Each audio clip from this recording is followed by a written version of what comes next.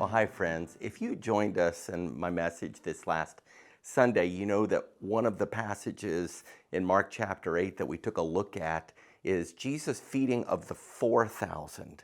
And that may echo in our minds a little bit because just a couple chapters before, Jesus feeds 5,000 in Mark chapter 6. Just two chapters apart, a feeding of 5,000, then two chapters later, a feeding of 4,000.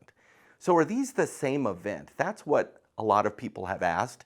Anytime they hear about the feeding of the 4,000, they think that Mark, who's writing all this down in the Gospel of Mark, is just a little bit confused here. But I just want to point out a few different details, that these are indeed separate events, and I'll tell you why this is important in just a moment.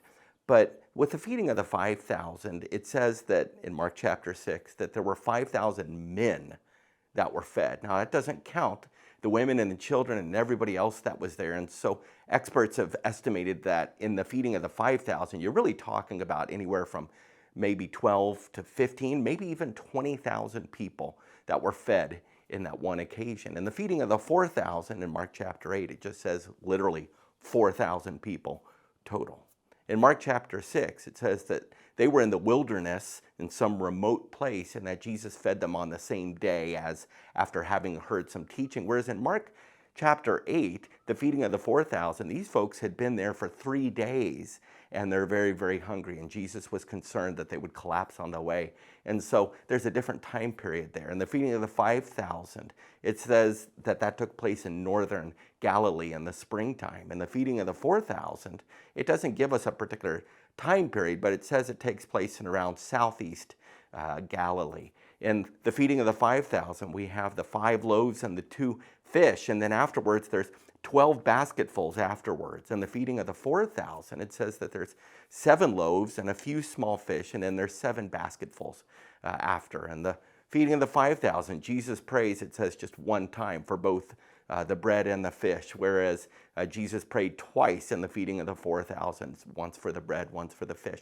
The point is that these are 2 separate events, and the most clear evidence of this is that Jesus himself in Mark chapter 8, in recounting the feeding of the 4,000 for the disciples, mentioned that this was a separate event. So even Jesus himself in Mark 8 points out these are 2 separate things. Now, of course, we could get caught up in the trivia of all of this, but ultimately, both events stand apart as being demonstrations of God's power through his son Jesus. And we know that Jesus could do anything with just a word. He could do it from a distance. And in these 2 occasions, he's demonstrating a level of compassion and mercy that just shows a personal touch that Jesus has and feelings of love for the crowds and for the people and for their well-being. But more than that, these are evidences of Jesus' full-fledged deity, that he is 100% fully God. And even in Mark chapter 8 and in Mark chapter 6, after Jesus performs these 2 separate miracles, people are skeptical. You have the Pharisees who are saying, we want to see a sign, Jesus, to prove that you are really who you say you are.